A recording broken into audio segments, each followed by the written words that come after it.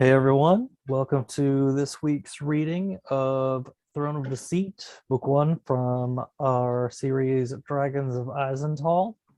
If you've been following the previous videos, you know we're doing a live reading, and we're reading 2 chapters in each video. So I've got pdmac here again this week to read with me. So we'll just go ahead and jump into it. And I'm picking up with chapter 9. Gwen's flesh burned with an intense heat, and a migraine pounded at her skull, threatening to send her into unconsciousness. Her sight was gone, nothing but darkness everywhere she looked. Amidst the swirling pain and confusion, she felt betrayed. Tobias had tricked her.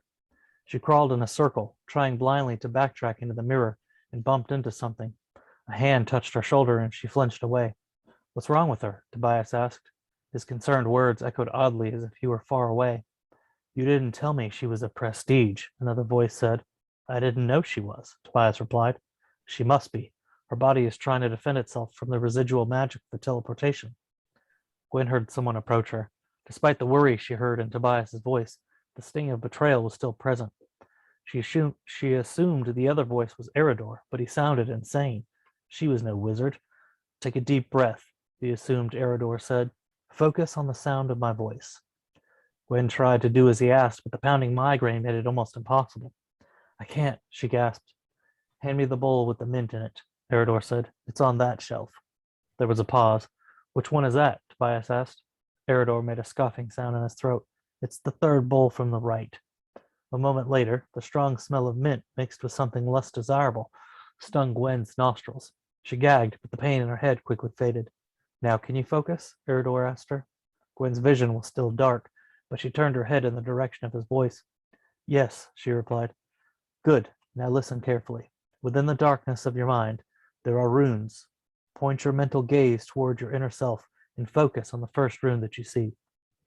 "I don't understand what any of that means," Gwen said. Eridor gave a frustrated sigh and muttered something about humans and magic. "Let's try something else. Stare straight ahead and envision a mirror before you. What do you see?" "I see a shadowy figure wearing a crown." "Interesting," Eridor whispered. "Focus on the figure." Gwen did so, and suddenly her viewpoint changed. It was as if she rushed up to the mirror and exchanged places with the shadow. She looked into the blackness and saw faint glowing symbols floating around. She fixated on the nearest one. It was flowing and had many curves, yet at the same time it resembled an animal, a bird. It reminded Gwen of a dove. She wanted to say that she found one, but she was afraid that she'd lose her focus on the rune. Instead, she nodded her head slowly, hoping that Eridor would understand the movement. "Speak the name of the rune," Eridor told her. As she was wondering how he expected her to do that, the word formed in her mouth, and she said, "Bunus." An invisible force inside her aligned with her spine, straight and taut. The burning of her skin stopped, and her vision returned. She was on all fours, and the face of an elf was staring back at her. His flesh was tan, his hair a honey brown hue. Piercing blue eyes watched her intently. "What happened to me?" Gwen asked, pulling herself into a seating position. "Tobias failed to mention your magical inclination, which caused issues with your body. Most wizards have defensive spells woven into their portals. It keeps enemy wizards from entering their domains." "I'm not a wizard," Gwen said. "Not yet," Eridor clarified, "but you will be. These things take time." "No, I mean I don't have magical powers, and I don't want to be a wizard anyway." "Have you ever cast a spell?" Eridor asked. "No." "Then how do you know that you don't want to be a wizard?" Gwen was silent, unsure of how to answer. She looked at Tobias, who shrugged. "I'm not here to talk about magic," Gwen said, turning back to Eridor. "I'm here to talk about rescuing my father." Eridor stood and turned his attention to Tobias. "Let us discuss this opportunity you mentioned. Then we will talk about magic. Does that please everyone?" "That works for me," Tobias replied. Eridor looked at Gwen. "Yes," she answered. Tobias helped Gwen to her feet, and they followed Eridor through a door that led to a curved terrace. There was a sitting area protected from the sun by a long awning that stretched out from the side of what Gwen realized was a tower. She peered over the side of the railing and saw a city sprawled out below them. "Where are we?" she asked, cutting off Tobias and Eridor's conversation. "Sorry," she added, frowning, and took a seat. It's all right, Eridor replied. We're still in Penshaw. This tower is my home, but this portion of it does not exist in the seen world. Gwen blinked, the explanation going over her head. What he means is that if you were standing in the street down there and looked at this place, you would only see part of the tower, Tobias explained. The rest is hidden by magic. Can other wizards see it? Gwen asked. It's possible, though highly improbable, Eridor answered. Why do you ask? The men that are chasing us. Tobias thinks they're using magic to track us. Ah, yes. The men you speak of have a sorcerer with them. Using an item that belongs to one of you to keep track of your location. How do you know? Gwen asked. There is little that escapes my notice, Eridor replied vaguely. Gwen didn't like his answer and asked another question. Any idea why they're following us all this way? Over a stolen horse? That will take some digging, Eridor said. I have some people looking into it as we speak. I thought we agreed to talk about magic after, Tobias asked, looking at Gwen and raising his brows questioningly. Yes, I'm sorry. I have a lot on my mind. Gwen cast her gaze back down at the city. That's understandable, but we must sort one thing at a time, Eridor said. Firstly, you said Boris was captured. Where did the king's men take him? To the outpost outside Dawsbury, Tobias answered. Him and several others were chained and taken prisoner. What are you asking for? Enough men to raid the outpost and rescue the prisoners. We need members of the rebellion who don't mind spilling blood, because we're going to make a statement with this attack. The grin tugged at the corner of Eridor's mouth, but he remained silent for a moment. Gwen turned her attention to the elf. He wore pale blue robes that were thin and loose-fitting. Gwen thought she could see the material shimmer every so often, but figured she was seeing things. It's risky, Eridor finally said. It is, Tobias confirmed. Gwen wants to see her father freed before she'll throw in with us. A knowing look passed between the two men, and Gwen pretended not to notice, but her curiosity was piqued. There was something more going on, and she was determined to find out what it was. I'll send word through the city, Eridor said. We'll gather men and weapons. Do you want to take the lead on this? No, Tobias replied. I don't think I'm ready to lead men into battle yet.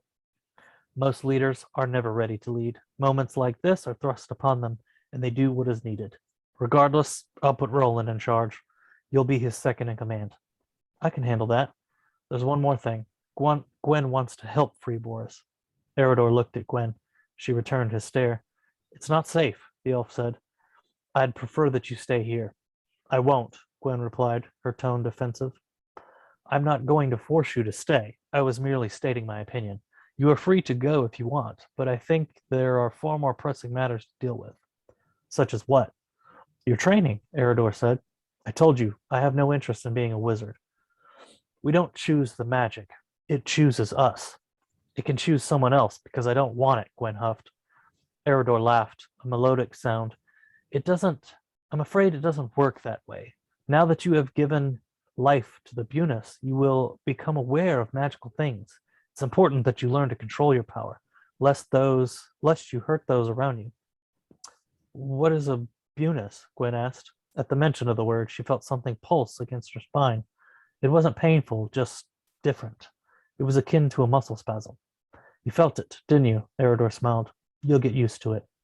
What is it? Gwen repeated. It's like a key to a door, the door being you. You are a vessel, and the Bunus opens you to the magic inside of yourself. With time and practice, you will see life in a different way, a better way. Gwen wasn't so sure about that, but she was becoming more curious as Eridor explained things. If this magic could help her rescue her father, then maybe it was something she should explore. That, and if she was going to join Tobias and Eridor in their quest to overthrow the king, the more she had at her disposal, the better. What can you teach me? Gwen asked. Eridor looked at Tobias. Go seek out Roland. He's probably at the brothel on Desire Street, the Canary. I'll get word spreading to the others. As you wish, Tobias said, his excitement obvious. He rose from his chair and looked at Gwen. I'll be back soon. You're in good hands with Eridor. Listen to what he has to say. You might change your mind. I doubt it, Gwen said, but as Tobias left, she felt like she was on the verge of making a decision already. The first thing we need to determine is what kind of magic user you are. There are different kinds of wizards, Gwen asked. Anyone who can use magic is called a prestige. Wizards are at the top in terms of power.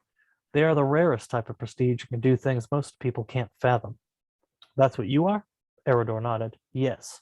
Sorcerers are people who can summon magic, but they require spell components. The items needed depend upon the type of spell, and sorcerers can only memorize a certain number of spells. The more powerful the sorcerer, the more spells they can retain.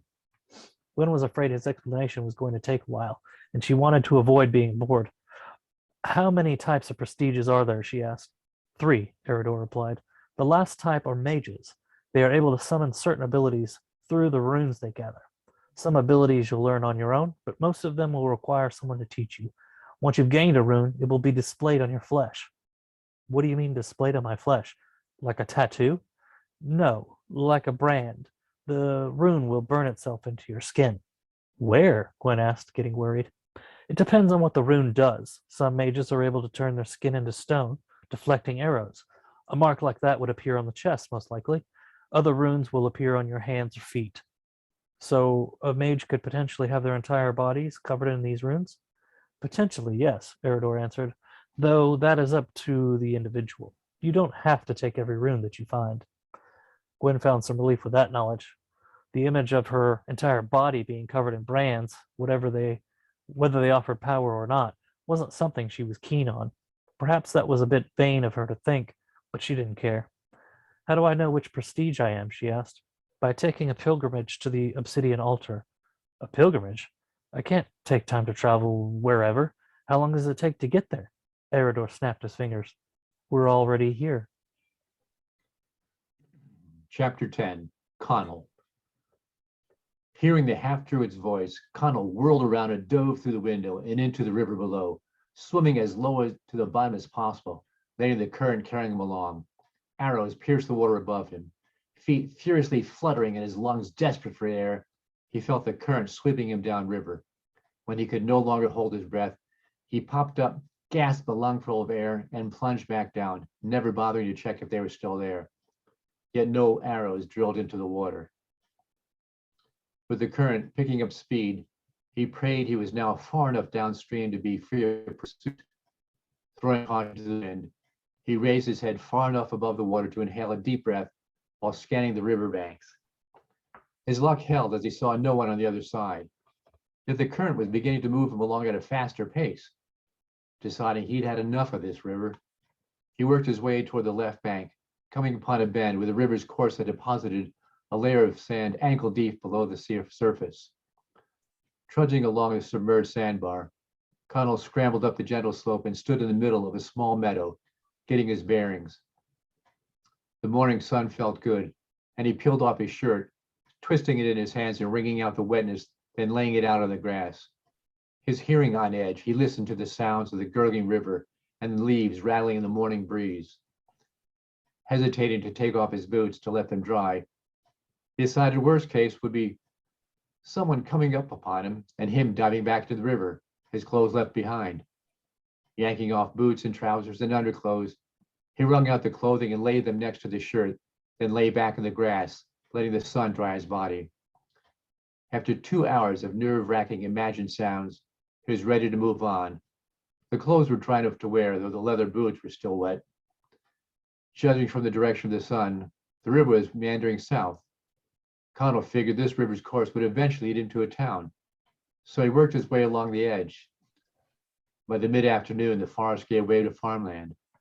Though still cautious, he decided a stranger traveling the edges of farms would draw more attention than someone walking the rain mode. Edging the low stone walls bordering a pasture, he scanned both directions before stepping into the rutted road. With no traffic on the road, he relaxed, pondering what the next town was and whether he had been there before as a member of Oscon's gang. The area looked vaguely familiar, though in truth, so many of these farming communities looked the same. The road crested and he saw the fortified city in the near distance. A branch of the river, he had spent so much time in these past 2 days, ran between a tall circular barbican and the crenellated granite walls. Connell frowned, for it did look familiar, though it had been a while since he had been there. Trying to remember the name of the city, a sudden premonition pulsed within, and he looked back over his shoulder to see a large group of riders in the far distance cantering towards him, a tall man garbed in huntsman clothing leading the group. Fear gave strength to his legs, and he fled up the road. A voice behind him shouted something he could not distinguish, but he knew what it was. They had recognized him. His legs churning, lungs screaming, he raced for the gates. The closer he came, the more he had to weave around merchant wagons, farmers carrying produce on their backs, children gambling in and out of traffic, and indifferent soldiers heading out to patrol the surrounding area. Casting a quick, furtive glance behind him, he saw them gaining on him. One soldier connected the approaching riders with a breathlessly fleeing runner and attempted to intercede and question him, only to be stiff-armed and knocked down. By the time he jumped up and gave chase, Connell was at the gate. The gate guard, seeing the altercation, stepped in front of him, their halberds crossed. "Let me through," Connell pleaded. "Not so fast," one guard threatened. "Artek," a voice behind the guards called out. "You made it." The guard turned to see a handsome, well-built man in merchant's clothing, smiling at Connell. "You know him?" "Of course I do. He's my cousin." The man pushed his way between the guards, placing an arm around Connell's shoulders. "I hope the trip wasn't too exhausting." "Good to see you too, cousin." The indignant guard Connell had stiff-armed came fuming up just as Connell turned and pointed at Drewston and Ronan, now at the edge of the crowds on the road. "Highwaymen, they robbed me." Startled at the accusation, the guard's attention narrowed to the approaching riders. With their attention diverted, the man propelled Connell past them and bustled him through the Barbican and onto the bridge leading to the gate into the city. Connell heard the raised voices, especially one belonging to Ronan, who cried out, "Stop him! The man's a thief!" "Don't look back. Keep walking," the man urged. "You there," a guard's voice called out. "You two, stop, I said. Stop." They were halfway across when the man said, "When I say run, you run. Stay close." Connell ticked his head, wondering if he was being led into greater trouble. The man nodded as though responding to something Connell had said, while sliding his eyes to see several guards hustling toward them. "Run!" They bolted across the remaining portion of the bridge, Connell doing his best to keep up, for despite the merchant's clothing, the man was fast. Once through the gates, the man swerved left, dodging people and livestock with the skill of an acrobat, Connell hard-pressed to keep pace. 3 intersections later, he ducked right. By the time he slowed the pace to a walk, they had turned left, right, double back so many times that Connell was quite lost. "Thank you," he said, catching his breath. "I owe you, cousin." The man grinned. "You look like a man who needed a friend. What's your name?" "I'm called Connell," he replied with a heartfelt smile. "I am Bryak. Tell me, Connell, why were those men chasing you?" Connell twisted his head to regard his deliverer, Bryak. Bryak was a handspan taller, clean-shaved, with silky smooth, dark auburn hair tied in a ponytail. He had the face and body that made women look twice, and Connell noticed the frequent stares and smiles that he elicited. It was apparent to him, at least, that the man was not a merchant, for he walked with the strut of a warrior, and his eyes were constantly watching, taking everything in. "It's sort of a long story." "I'm a patient man. Besides, you have someplace else to go?" Bryak chuckled. "Not really," Connell shrugged. "When's the last time you ate?" Bryak led them down the side street that emptied onto another side street. Connell cocked an eyebrow at him. "I'm running for my life, and you want to know when I ate last? By the way you're running away from your pursuers, and the fact that you have no travel bag, in addition to not being from around here, I made the assumption you might like something to eat before you moved on." He stopped below a carved wooden sign of a cleric's head and an ale stein suspended from a metal rod high above the door. Connell silently read the name drawn in calligraphy on the glazed window in the door. The Bishop's Head. Thoughts of a warm meal and a cold ale caused him to salivate. "I had breakfast early this morning with 2 dwarves." "Sounds like an interesting start of the day," Bryak acknowledged, opening the door. In contrast to the bright sunny day outside, the tavern was dark, even with the candles on the tables and wall sconces. Connell blinked, trying to adjust to the dim light. Bryak moved with accustomed ease, weaving around tables and patrons and serving girls to a table in the corner, sitting where he could see who came in through the door. Conversations momentarily paused when he and Connell had entered, resumed at the same levels, the clatter of eating and drinking mixed in. a pretty servant girl, a year or two younger than Connell approached, favorably eyeing the two handsome men. Well, you have, gentlemen. Meat, cheese, bread if it's fresh, and ale that's cold, Brack replied with a smile. Right away. She sashayed back to the kitchen. Pretty girl, Brack commented. Yes, she is, Connell agreed, his eyes finally adjusting to the low light. The tavern had 20 or more tables, half of them occupied mostly with male patrons. The women who sat at the tables were the usual wives, lovers, or business partners. Connell noticed a table closer to the door where an attractive older woman dominated the conversation, the men nodding respectfully. You were telling me about breakfast with two dwarves, Brack said. Where was this? Connell waited as the serving girl deposited 2 mugs of ale. Lifting the ale in salute, he swallowed a deep, satisfying draught, licking his lips. This is good, he sighed, finally relaxing. It was upriver a ways. By the way, where am I? I mean, what town is this? Moncreth. Ah, he nodded. Thought I recognized the place. It's been a while. You've been here before? Yeah, probably about 2-3 years ago. What were you doing here? Bragg frowned, puzzled. Let's just say I was here on business. He grinned. Is that why they were chasing you? Business? No. Connell paused again as the serving girl placed platters of cold meat, cheese, and warm bread on the table. When she ambled off to another table, he asked, Why did you stick your neck out for me? You don't even know me. Like I said, you look like a man who needed a friend, he cryptically replied, slicing a piece of cheese.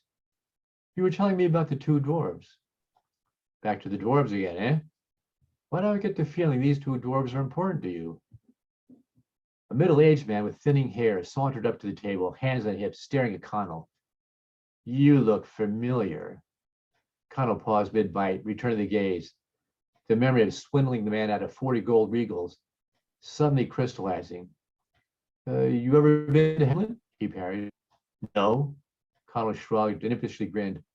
I get that a lot, though usually from the ladies, especially the pretty ones, and sometimes even the married ones. He winked knowingly. I've been here before, visiting my cousin. He ticked his head at Brack. I've been known to enjoy the company of an attractive lady, but I stay away from the married ones. Too much trouble, if you know what I mean. Connell's answer seemed to satisfy the man. I've had dealings with you. I know I have. I doubt it, Connell affirmed. Other than my cousin and the ladies, there's not much else here that interests me. Recognition swept through the man and he thrust a finger at Connell. I remember you now. It was almost 3 years ago. I don't forget a face, especially of a man who swindled me.